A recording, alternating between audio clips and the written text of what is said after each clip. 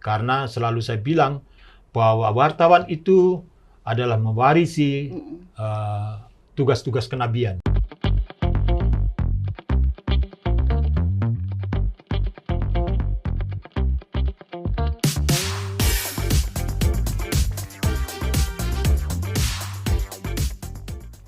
Assalamualaikum warahmatullahi wabarakatuh.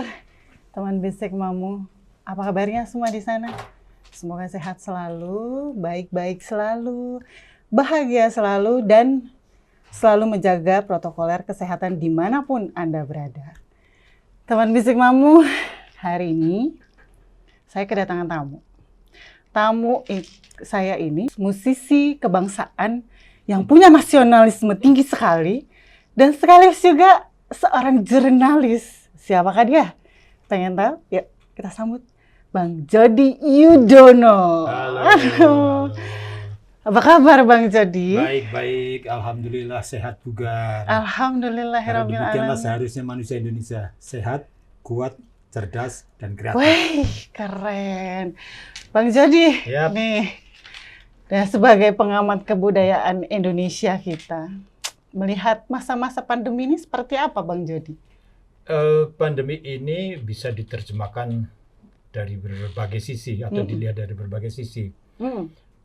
Orang-orang pesimis akan melihatnya sebagai, dalam tanda petik itu, kutukan. Kutukan? Artinya orang-orang yang pesimistis itu tidak bisa berbuat apa-apa dan dia menyerah pada keadaan.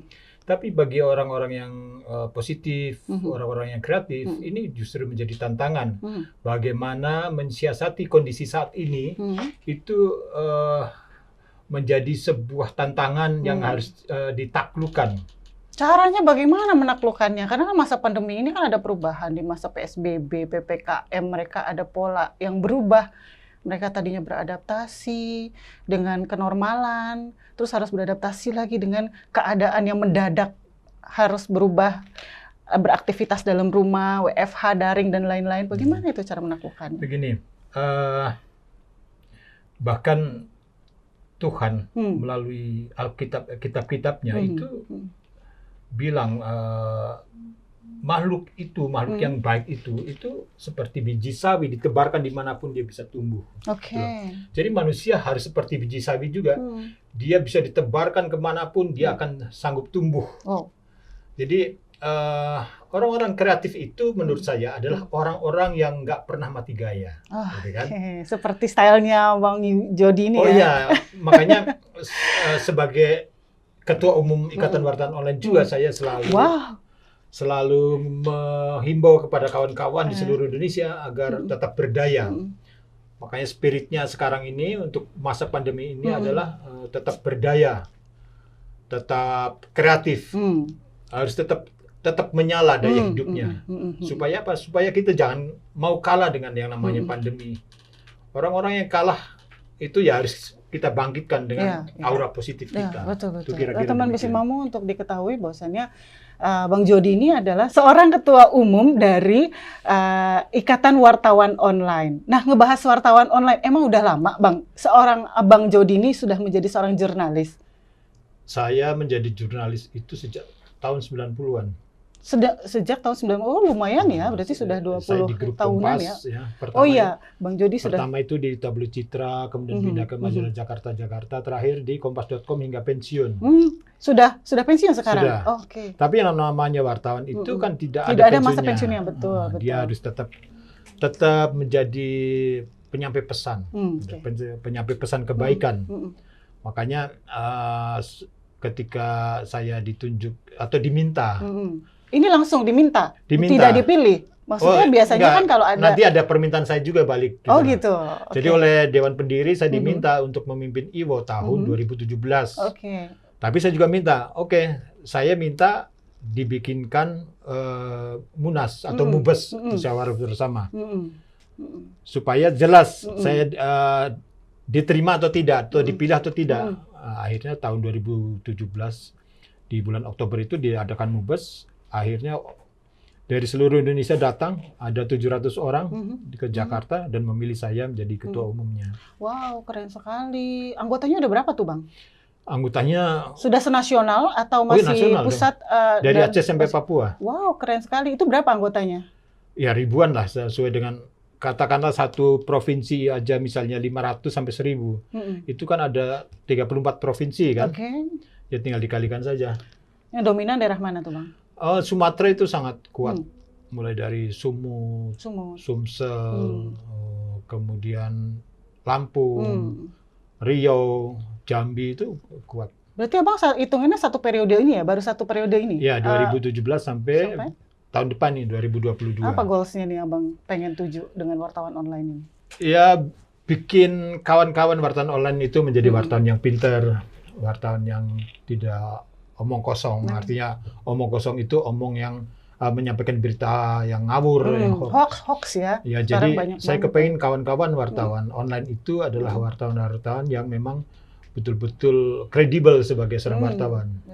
Sehingga saya selalu bilang kepada mereka, kalau pemasang iklan mau datang kepada kalian, maka kalian harus benar dalam menyampaikan, menulisnya juga harus baik, sehingga kalian disegani dan pemasang iklan pasti datang. Gitu loh. Indikator kredibelnya tuh apa, Bang, sebagai wartawan itu sebenarnya? Orang jadi wartawan itu kan perlu sekolah. Sekolah, gitu. Edukasi berarti ya, Bang? Ya? Sekolah itu memang ada, ilmu tinggi publisistik, segala itu kan itu sekolah wartawan. Nah, cuman faktanya hari ini adalah wartawan-wartawan itu banyak yang tidak mengenyam pendidikan ini. Atau tidak memiliki pengalaman menulis. Betul. Nah, akhirnya mereka jadi otodidak ya. Wartawan tiban. Wartawan tiban itu wartawan yang mendadak jadi wartawan. Karena memang mungkin tidak ada pilihan pilihan hidup gitu kan. Mau nggak mau. Ya nggak apa-apa, itu fakta. Sebar gitu. Kenapa mereka menjadi wartawan? Karena menjadi wartawan itu sangat mudah di era sekarang. Asal punya duit sedikit gitu, terus bikin media online, bosnya dia, wartawannya dia. Nah, tapi kan dia tidak punya pengetahuan. Maka Iwo hadir kepada mereka supaya, ayolah, meskipun kalian tidak punya pengalaman menulis, mari kita belajar bersama. Maka setiap saya datang ke kawan-kawan di seluruh Indonesia, saya selalu minta waktu untuk belajar bersama. Jadi berita mereka kita pajang, yuk kita telisik satu kalimat per kalimat. Ini udah benar, ini belum. Nah, begitu cara kami setahu saya, Bang. Yang namanya wartawan itu kan ada uji kompetensi wartawan gitu. Itu bagaimana caranya mereka mendapatkan ujian itu dan bisa menjadi publishkan tulisan-tulisan mereka itu bagaimana? Itu masih debatable sebetulnya. Dalam hal apa nih debatable-nya? Yang menguji itu siapa? Apa dari kementerian sekarang? Gimana? Sekarang ini yang menguji ya kebanyakan kan Dewan Pers gitulah. Tapi kan sebetulnya ada badan sendiri yang secara legal, secara undang-undang, Undang-Undang Nomor 13 tahun 2003 kalau nggak salah, itu menunjuk BNSP, Badan Nasional Sertifikasi Profesi, gitu kan. Itu yang berhak menguji. Nah, makanya mudah-mudahan kelak kita akan menjadi konstituen dari mereka. Dan sekarang ini semua orang seolah-olah harus diuji oleh Dewan Pers. Nah, kita kepengen mengembalikan hitahnya bahwa yang berhak itu sebetulnya BNSP gitu kan.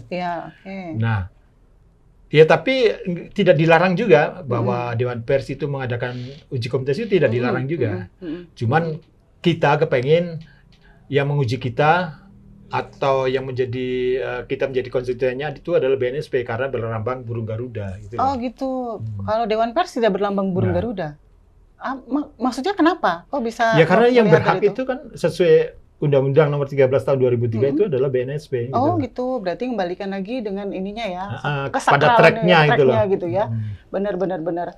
Teman Misi Mamu, saya juga baru tahu kalau misalkan ternyata dalam uji kompetensi seharusnya memang BNSP yang menjalankan ujian ini. Ternyata di Indonesia sendiri malah lebih dikuatkan Dewan Pers ya gitu ya Bang ya? Ya itu karena mungkin tradisi aja kali ya. Apa karena ada politikal di dalamnya? Ya, Indonesia apa sih yang nggak Apa dipolitiki? ada transaksional di Oh, dalamnya? saya tidak tahu, tapi Indonesia itu kan semuanya dipolitisasi. Iya, udah pasti sih kalau itu. Terus bagaimana nih perkembangan IWO sendiri? IWO itu udah dinilai belum sih, Bang? Maksudnya sudah dilihat belum sama pemerintah kita gitu loh. Bahwasannya IWO ini punya peran strategis juga membangkitkan generasi wartawan berikutnya gitu. IWO ini kan di bawah kepemimpinan saya, itu saya ajak menjadi sebuah gerakan kebudayaan. Makanya saya tanamkan kepada kawan-kawan, spirit kita adalah membangun peradaban dan kemanusiaan. Jadi wartawan selalu melekat pada diri kita, tapi kita itu adalah manusia Indonesia yang menjadi bagian dari masyarakat. Nah, upaya kita atau peran kita sebagai anggota masyarakat itu adalah mari kita bersama-sama membangun peradaban negeri ini dan kemanusiaan. Kenapa dua hal ini? Karena dua hal ini yang memang harus diperjuangkan oleh kita. Kita betapa peradaban kita selama ini dikuasai oleh pembangunan material gitu lah. Infrastruktur yang luar biasa tinggi ya? Tapi itu sejak zaman Orde Baru sebetulnya gitu loh. Tapi makin kesini makin bertambah terus ya. Tapi kan tujuannya baik mungkin yang sekarang ini. Kalau yang dulu itu kan gini. Jadi sejak anak-anak orang tua kita atau nenek-nenek kita, kakek-kakek kita itu selalu menekankan bahwa orang yang sukses itu adalah orang yang bisa mengumpulkan harta benda. Bisa memupuk kekuasaan. Nah, kita kepengen menawarkan juga kepada anak-anak muda bahwa yang disebut sukses itu adalah juga berbagi. Betul. Nah, orang sukses itu adalah orang yang suka menolong. Jadi saya pribadi ketika saya keliling ke beberapa kamp pengungsian, kalau ada gempa biasanya saya datang. Itu suka nyanyi di sana juga ya, Bang? Iya, saya membuat lagu baru untuk mereka bareng-bareng. Saya tekankan bahwa sukses itu adalah berbagi, sukses itu adalah menolong orang, menolong sesama. Jadi lantaran dulu kakek kita, ayah kita itu mendogma kita bahwa yang namanya sukses adalah mengumpulkan harta, maka pengejarannya adalah ke fisik, ke material. Nah, itu kita kepengen menyeimbangkan itu gitu loh. Ayolah kita mulai menjadi manusia yang baik, manusia yang seutuhnya, manusia yang juga peduli dengan manusia lainnya. Maka peradaban dan kemanusiaan itu. Berarti interaksi sosial pun harus tinggi sekali ya, Bang, di situ ya? Iya, saya selalu mengajak kawan-kawan IWO, dimanapun ada bencana, kawan-kawan IWO harus ada di sana untuk menemani masyarakat yang sedang sakit, sedang berduka. Tapi Bang, dalam keadaan saat ini kan ada perbedaan peradaban nih. Dari yang dulu mungkin penggunaan digital nih, itu ogah-ogahan. Sekarang kan ada peradaban baru. Apalagi generasi milenial ini diwajibkan untuk menggunakan digital gitu loh. Itu Abang sendiri ngamatinnya seperti apa? Memangkah mereka harus menjalankan itu walaupun waktunya sebenarnya belum layak untuk menggunakan digital, kayak seperti anak saya gitu kan, umurnya baru 10 tahun harus menggunakan digital. Yang seharusnya tadi sebelum pandemi itu saya menganggap kalau bisa nantilah umur setelah SMP dia sudah stabil emosional kan gitu. Itu bagaimana nanggepinnya? Digital itu adalah keniscayaan zaman. Zaman memang sedang memberikan instrumen yang bernama teknologi digital itu. Betul. Dan kita tidak bisa menghindar. Cuman yang bisa kita lakukan adalah mengelolanya mungkin ya, mengelola digital ini supaya tidak berlebihan. Segala sesuatu harus tidak boleh berlebihan. Maka untuk anak-anak, ya kalau kita tidak memberikan HP atau apa kepada mereka, itu rasanya juga kita sudah aniaya juga kepada mereka. Betul sih. Karena ini keniscayaan zaman dan dia pasti akan sakit hatinya gitu lah. Ketika dia melihat kawan-kawannya bermain gitu. Yang bisa kita lakukan adalah membatasi dengan bijaksana. Ya, seharusnya gitu sih memang. Tapi era-era pandemi ini kan terlalu menyeramkan sebenarnya. Kalau saya sebagai ibu rumah tangga, mungkin bisa melihat dia membatasi dia juga aman gitu. Tapi kalau saya yang ibu-ibu yang lain yang mungkin memang pekerja luar itu kan sulit membatasinya, Bang. Kan kasihan nanti masa depannya. Itu gimana menurut Abang? Gimana ibu-ibu? Iya, kalau saya kayak misalkan saya kan ibu-ibu yang memang di luar rumah gitu kan. Dengan ibu-ibu yang di dalam rumah kan bisa lihat, bisa membatasi itu anak-anak menggunakan apa. Gadget mungkin dipakai hanya 1 jam, 2 jam. Tapi kan kayak saya yang di luar rumah membatasinya sulit. Harus seperti apa kira-kira? Strategi komunikasinya bagaimana ke anak-anak yang zaman sekarang? Saya itu selalu percaya dengan yang disebut kasih. Kasih sayang. Jadi kasih sayang itu adalah landasan atau pijakan manusia untuk saling memahami, saling menghargai, saling mengerti. Nah, ketika kita menyampaikan dalam tanda kutip larangan kepada anak-anak, itu juga harus menyampaikannya dengan kasih, dengan lemah lembut, dengan pengertian. Kita melarang itu karena kita sayang. Iya, betul, gitu kan? Benar. Nah, percayalah bahwa anak-anak pun memiliki dia seperti ladang yang siap ditanami atau ditebari benih. Kalau kita menebarkan benih kasih sayang kepada mereka, pasti mereka juga akan berkasih sayang kepada kita. Dan mereka akan mengerti juga betapa ayah ibu mereka sangat sayang. Dan karenanya harus ditaati. Jadi permintaan ayah ibunya juga harus dituruti sebagai penghormatan mereka kepada orang yang menyayangi dan mengasihi mereka dengan tulus. Gitulah. Saya selalu percaya dengan basic kasih sayang itu. Kasih sayang. Abang sendiri bagaimana menerapkan ke anak-anak itu kasih sayangnya? Gini, saya selalu memerdekakan anak-anak saya untuk memilih apapun, ya, apapun yang mereka impikan.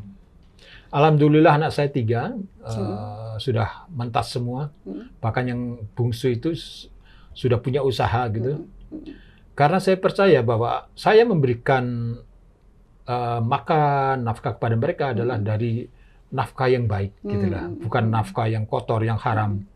Nah, ini pesan juga kepada kawan-kawan yang sudah berkeluarga bahwa hati-hati.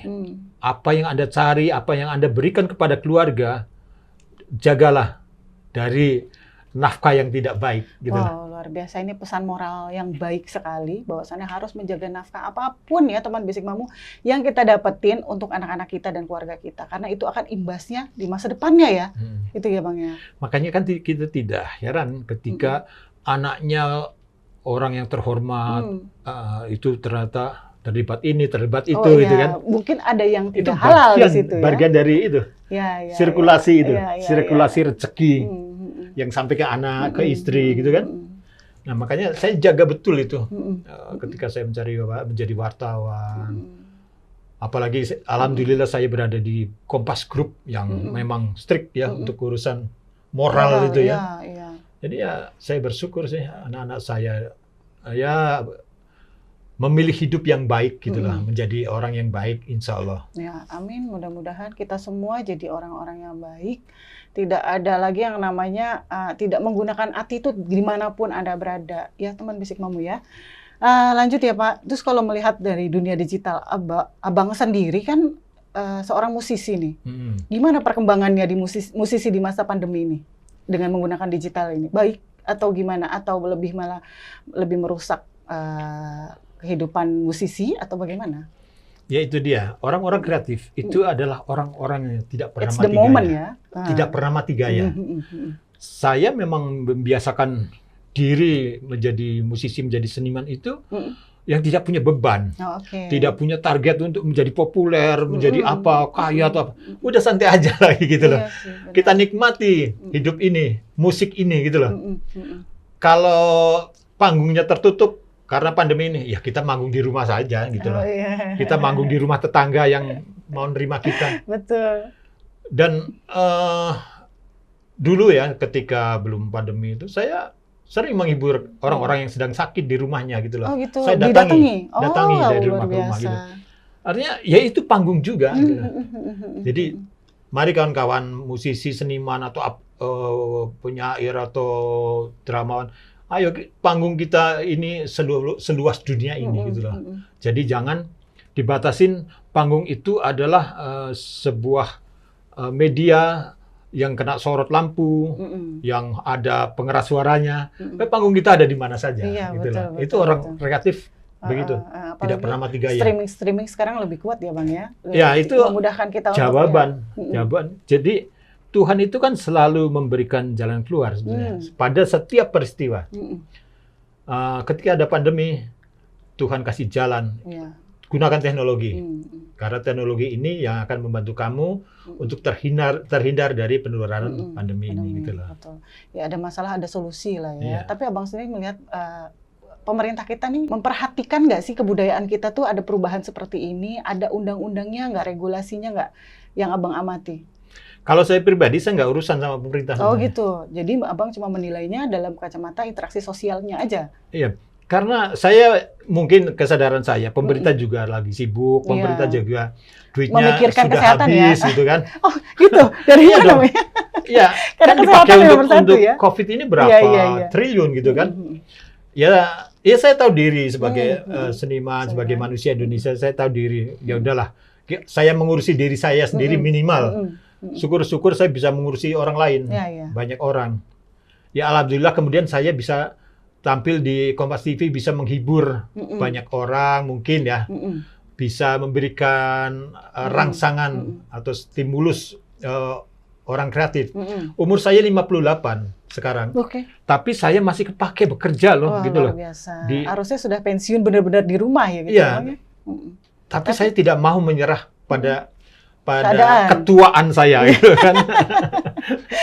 Tapi memang yang namanya tua itu adalah sudah pasti, Pak. Tapi kan untuk muda itu pilihan. Sebenarnya kan begitu. Saya masih berolahraga dengan rajin. Wow, olahraganya apa, Bang? Muay Thai. Wow, keren loh. Olahraganya Muay Thai. Berpikir tuh anak-anak muda biasanya yang olahraga keras seperti itu gitu. Ini Muay Thai. Wah, keren sekali. Itu berapa jam selama berolahraga itu? Ya, 2 jam. 2 jam ya? Kuat ya? Ada vitaminnya yang? Enggak ada. Enggak pakai multivitamin apa-apa? Vitaminnya percaya pada Tuhan saja, bahwa Tuhan akan memberikan kekuatan pada orang-orang yang mau kuat. Oh, oke. Berarti gimana rasa percaya diri kita ya? Ke diri kita sendiri dan kepada Tuhan gitu ya? Orang-orang seusia saya atau yang lebih tua itu selalu bilang, hati-hati, udah tua. Nah, saya kepingin mematahkan mitos itu gitu loh. Bahwa masa sih Tuhan hanya memberikan tenaga kepada anak-anak muda, ya orang tua juga dikasih kali itu kan. Tapi kan banyak juga Bang yang udah kecapean, napas sesak, terus tiba-tiba pas gitu kan. Itu karena nggak biasa. Oh, itu berarti harus terbiasa dulu. Iya, ya awal-awal itu kan jalan kaki pelan-pelan. Terus olahraga pelan-pelan, nanti baru setelah itu kenceng kan. Saya awal-awal juga ngos-ngosan Muay Thai itu. Iya, karena Muay Thai itu keras loh, olahraga yang luar biasa, ngeluarin tenaga dan fisik yang kuat gitu. Ya, alhamdulillah saya masih bisa berolahraga, masih bisa ngomong cucu gitu kan. Jadi semangat pantang menyerahnya luar biasa. Makanya ayo kawan-kawan, kita harus bahagia gitu loh. Bahagia itu caranya apa? Ya caranya menikmati hidup gitu loh. Jack Ma bilang begini, ada perkataan Jack Ma yang menarik itu, bahwa kita hidup itu bukan untuk bekerja, tetapi untuk menikmati hidup. Gitu kan? Saya tidak mau mati di kantor, saya mau mati di pantai-pantai yang indah gitu loh. Punya kawan, punya keluarga yang baik, dan traveling ke seluruh dunia. Itu saya kira itu sebuah perkataan yang menarik, yang mestinya menjadi spirit buat kita semua kan.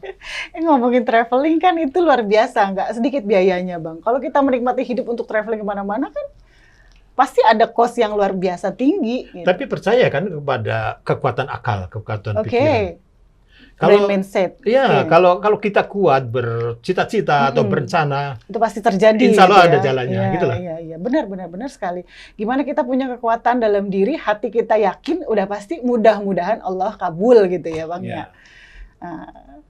Terus apa lagi nih yang kira-kira Abang bisa tanggapi di masa pandemi ini? Ya, saya sih berharap ya, terutama kepada kawan-kawan IWO ya. Ayolah kita selalu berpikir yang baik tentang diri dan sesama.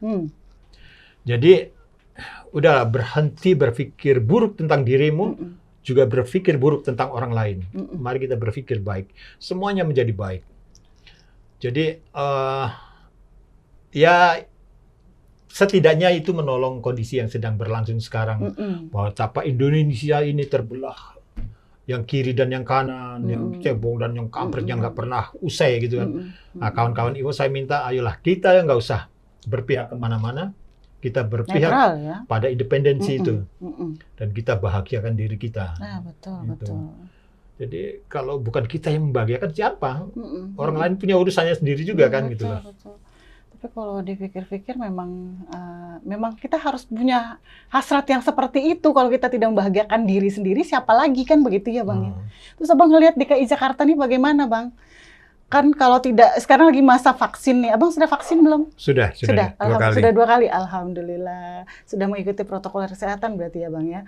Nah, masalah vaksin juga kan ini kita masih ada 4.000 katanya ya, yang belum tuntas.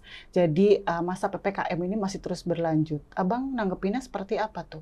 Harusnya PPKM ditiadakan atau sebenarnya memang nggak apa-apa lah, layak kok gitu. Yang penting kita bisa mengikuti prosedur yang ada gitu. Kalau saya nurutin sentimen pribadi, Okay. saya tidak setuju. Oke. Karena kedai kopi anak saya yang open air itu tidak bisa buka karena dia bukanya mulai jam 7. Jadinya ya. Mulai jam 7 malam gitu loh. Sementara kan batas waktu cuma jam 9 malam. Oke, betul. Jadi sampai hari ini belum buka. Ya. Tapi akal sehat saya mengatakan masih ada gelombang satu lagi nih, gelombang ketiga. Nggak tahu gelombang 4 di mana. Tapi gelombang 3 yang disebut mutasinya. Mutasinya kan sekarang ada Mu yang sudah mulai berkembang di Amerika Latin atau mana itu. Nah, kalau ini terjadi, kita tidak akan siap lagi. Kalau kita tidak meneruskan PPKM ini. Maka saya sih, ya sudahlah, kita harus ikhlas, harus menerima kondisi ini, bahwa kita lebih baik mencegah daripada tiba-tiba mutasi itu datang, dan kita gelagapan, akhirnya kita terjangkit lagi. Buktinya apa? Buktinya Eropa, di Inggris dan lain sebagainya itu kan ada gelombang ketiga ya, yang tadinya mereka sudah lepas masker, sudah enak-enakan, ada Piala Eropa dan lain sebagainya itu kan. Dan ternyata kena semua. Kena lagi. Nah, ya akhirnya mungkin ini kesehatan luar biasa. Mungkin ini adalah jalan yang terbaik untuk memperpanjang PPKM. Dan saya lihat kemarin yang positif itu kan 2.000 sekian ya. Iya. Artinya kan makin ke sini makin kecil pertambahan dari permasalahan infeksi itu ya. Iya sih, benar sekali teman Bisik Mamu. Walaupun kita sudah vaksin, tapi tetap tolong dijaga kesehatan kita dimanapun kita berada. Jadi saya biasa ngomong Bapak, tapi di sini nggak boleh ngomong Bapak karena ini abang saya sebenarnya. Bang Jody, jadi kalau misalkan Abang Jody ngeliat nih, kita balik lagi ke Jakarta ya. Jakarta ini kan kebudayaannya banyak nih. Membahas kebudayaan Jakarta tuh luas sekali. Salah satunya ada ondel-ondel nih Bang. Saya melihat ada satu berita yang ondel-ondel ini kan kayaknya sempat ada peraturan khusus yang mengatur ondel-ondel itu udah nggak boleh lagi di jalanan gitu. Itu bagaimana Bang nyikapinnya? Begini, sebagai sesama manusia, saya tidak tega atau tidak ikhlas ketika ondel-ondel dilarang. Karena mereka sedang mencari penghidupan. Benar. Tapi kalau kita melihat jauh ke depan, ada urusan estetika, ada urusan kesenian, ada urusan keberlanjutan dari kesenian ini. Ekonominya ada gitu ya di situ. Keberlanjutan dari kesenian ini. Itu kemudian kan pemerintah bukannya melarang, tapi membatasi dengan aturan-aturan. Bahwa misalnya pakaian ondel-ondel itu harus warna ini. Terus topengnya itu harus begini. Jadi memang sudah ada aturannya, karena itu aturan yang ditanamkan sejak dari dahulu kala gitu loh. Jadi kawan-kawan seniman ondel-ondel yang asli gitu ya, itu memang dari kakek moyang mereka itu sudah ada aturan mainnya, bagaimana mereka memainkan ondel-ondel.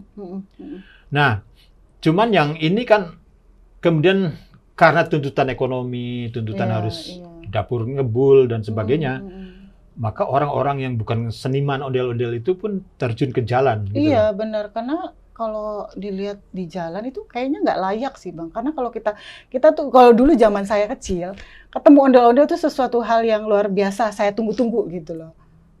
Karena gini loh, inti dari ondel-ondel ya atau kesenian-kesenian rakyat itu adalah memang untuk ngamen sebetulnya.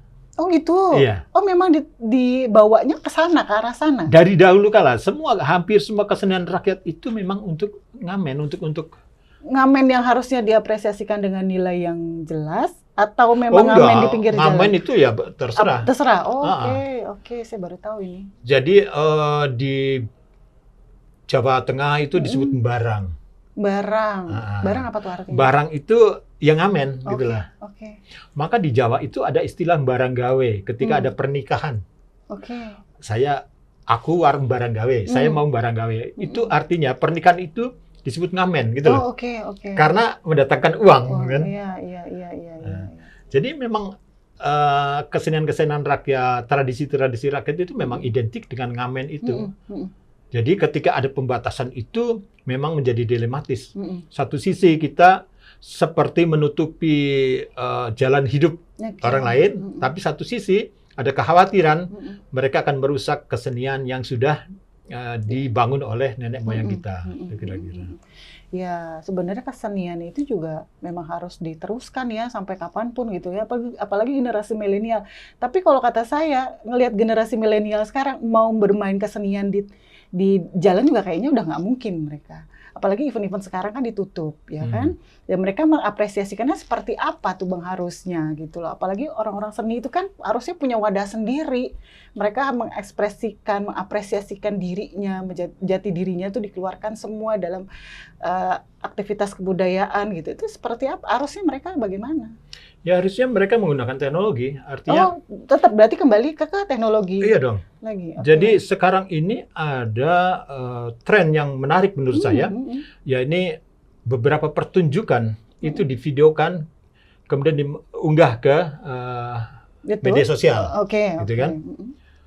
Yang pertama yang saya lihat itu adalah judulnya DPR. Pernah nonton nggak? Apa tuh? Ada pertunjukan kayak drama musikal. Di bawah pohon rindang. Bukan, drama musikal. Saya tahunya DPR. Judulnya DPR. Nah, kemudian yang tempo hari itu yang cukup waktu itu udah 20 juta tuh yang nonton. Itu Nurbaya. Itu cerita tentang Siti Nurbaya. Saya harus lihat. Oh, Siti Nurbaya. Tapi di drama musikalkan gitu loh. Nah, kenapa tidak ondel-ondel dibegitukan gitu loh. Harusnya seperti itu, benar. Artinya kawan-kawan seniman dari Betawi ini juga bisa mengunggah, memvideokan drama Betawi itu ke dalam video dan itu bisa diunggah ke media sosial. Dan semua orang harus memang berlomba-lomba mengeksplorasi dirinya, kemampuannya untuk setidaknya menghibur diri. Berikutnya adalah menyelamatkan hidup kita. Karena menghibur diri itu adalah salah satu faktor untuk membuat kita sehat sebenarnya. Dan kuat secara psikologi ya. Oke, keren juga sih. Mudah-mudahan aja nanti ya ini kalau kita harapkan mudah-mudahan PPKM ini selesai ya Bang ya. PPKM selesai, terus udah gitu tidak ada lagi pandemi. Mungkin semuanya akan normal. Tapi kalau saya menilai saat ini tuh memang sedang abnormal. Bukan abnormal ya, tapi lebih abnormal. Bahwasannya ada perubahan yang signifikan tinggi dari anak-anak yang biasa dengan aktivitas yang biasa tiba-tiba mereka stagnan, mereka harus melewati masa-masa yang lebih kebanyakan teknologi dan digital gitu kan ya Bang ya. Jadi saya berharap sih memang teman-teman Bisik Mamu semua tidak merusak keadaan walaupun kita menggunakan digital tapi harus tetap dibatasi digital itu. Nah, kalau untuk menurut Abang nih, kalau kita melihat resiliensi sekarang ini atau kemampuan yang tinggi terhadap perubahan zaman ini, Abang tuh melihat memprediksinya setahun ke depan ini kita seperti apa? Nah, begini, tahun-tahun ini di masa pandemi ini seharusnya atau setidaknya itu saya tanamkan pada diri sendiri adalah saat terbaik untuk menanam benih. Oh, benih apa nih? Benih karya. Oh, benih karya, oke. Jadi semua orang harus menebarkan benih seluas-luasnya di masa pandemi ini. Untuk apa? Untuk nanti kita panen. ketika kondisi sudah normal. Normal ya. Dan ini adalah ujian siapa yang akan dilihat nanti, itulah. Jadi kalau kita terpuruk saat ini ya tidak akan dilihat ketika dunia sudah normal, ya? Gitu loh.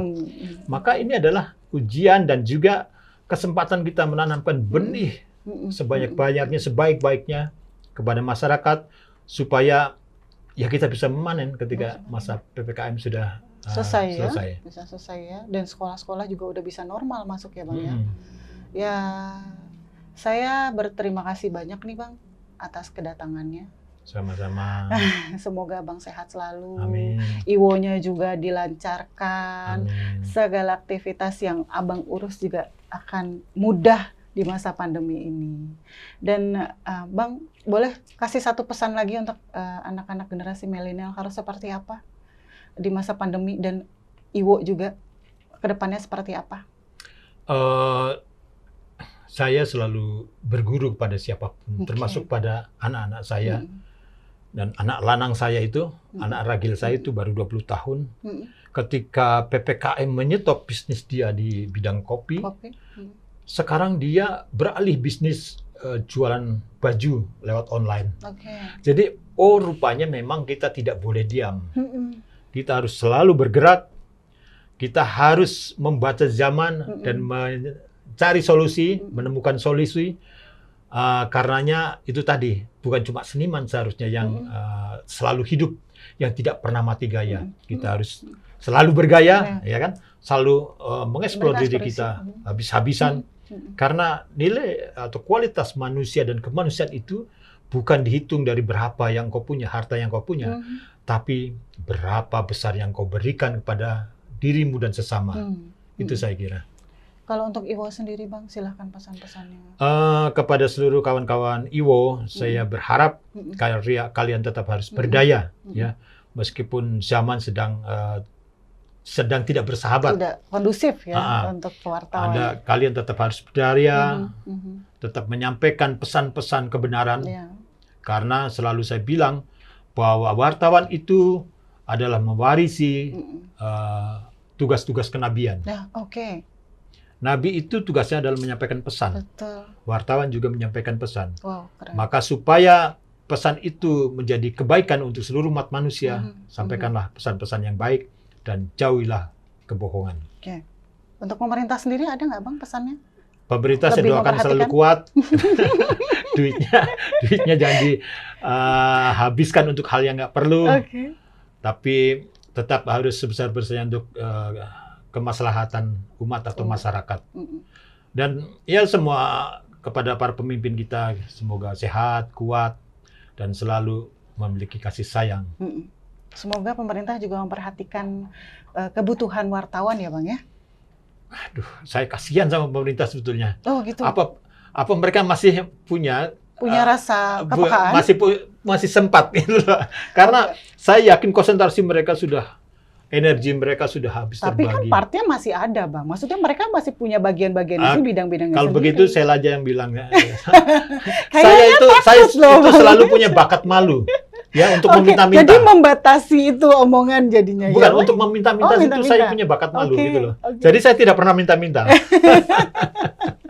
Tapi saya berharap pemerintah tuh lebih memperhatikan wartawan dimanapun wartawan ini berada, karena wartawan juga memiliki peran strategis loh untuk memperbaiki keadaan Indonesia itu sendiri. Teman Bisik Mamuk, kali ini saya cukupkan dulu pertemuan saya dengan Bang Jody. Terima kasih banyak Bang atas kehadirannya.